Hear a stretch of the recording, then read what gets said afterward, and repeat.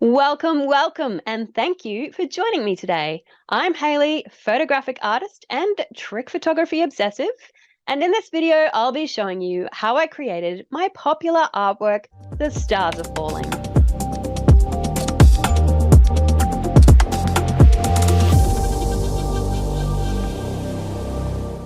So for this image, I really just wanted to take a daytime scene and make it look like night. That was my primary motivation in creating it.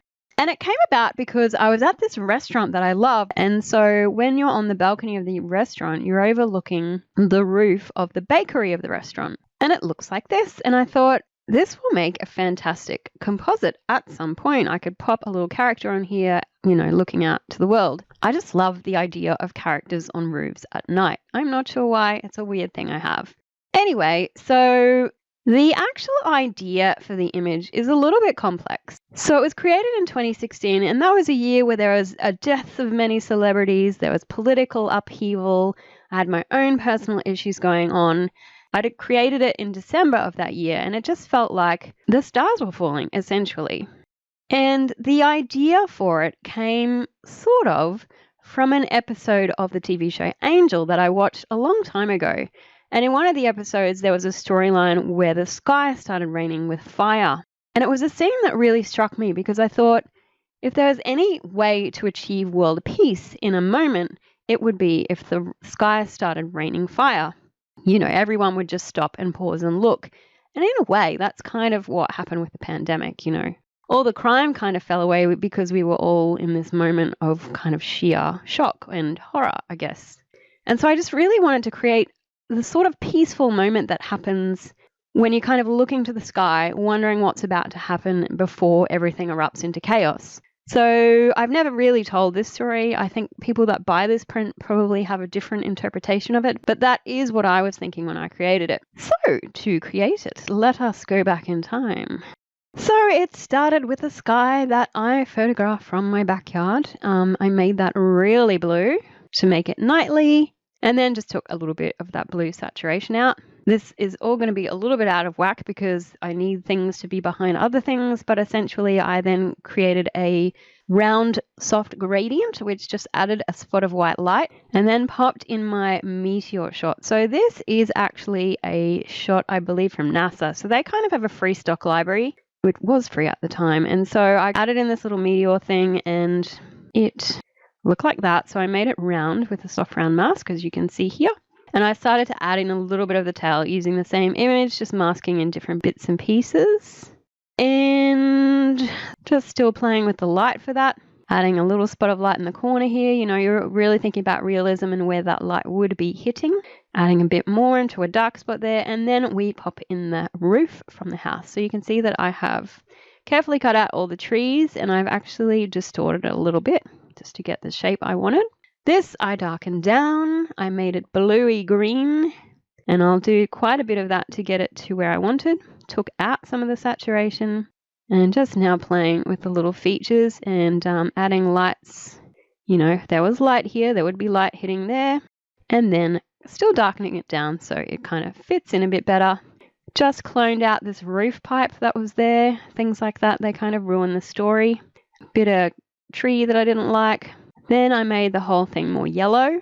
I really, really love night, how you can contrast kind of the yellows and blues. So there was a very particular night look that I really loved that I was kind of aiming for. And then I just took even more saturation out. Next, I added in a shadow here because if there was light here, you would have shadow falling behind. So again, you're just really thinking about things in the image and what would be happening. Added in more of a shadow here. That will be her shadow. Now here she comes. So I didn't like the top of her hair, so I used this from a different shot. So this was shot in my backyard. Here we go. So really professional setup here. I just had a white sheet on some very cheap stands. I did not have sandbags, so I've just piled all sorts of stuff onto the base of my tripod-y things to stop them from falling over. Whenever I shoot outside, it is always guaranteed to be windy, so that is always a problem. So the red dress is actually a nightgown. It goes over like a red slip.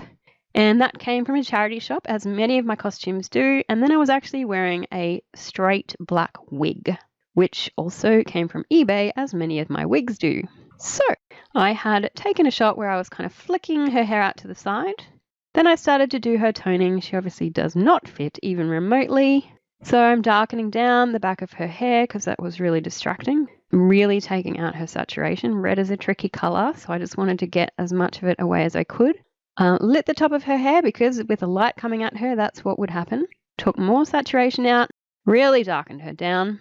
Then I did some overall toning. I added a little bit of magenta, darkened it further, made it really blue, not sure why. Here's my little meteor, and I think I just painted some white on a layer. I think that's what's happening here. Let's have a look.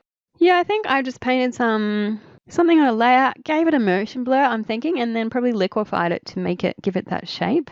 Would be how I would create it now. So I'm thinking I probably did it the same way then.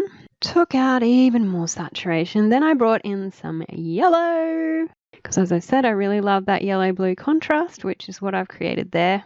Made that comet tail even brighter. So that was just, again, me painting some colors on a layer, which obviously I was doing a bit at the time. Then I brought in a lot of contrast into our meteor to really get the focus onto it. Brightened up the scene a little more. Change the toning just a touch. All this crazy toning I do. Then I'm just doing a bit more toning to the roof, adding in some more shadows, as you can see. Just making very, very slight changes now to the colors. And this final layer, I believe, is just popping up some stars into the rest of the sky, which you can barely see. And so that is how the stars are falling was created. This has been a relatively popular print. And I think that is because it does have a really intriguing story going on, and probably for other people who really love the idea of night scenes. So now that you've heard my thinking about the story around this image, what story does it evoke for you? Let me know in the comments. If you enjoy hearing about these artworks and are interested to learn the skill of Photoshop compositing, then my course Exposing Illusions shows you how to conceive, photograph, edit, and sell magical photographic art of your own. Thanks for watching and see you next week. Bye!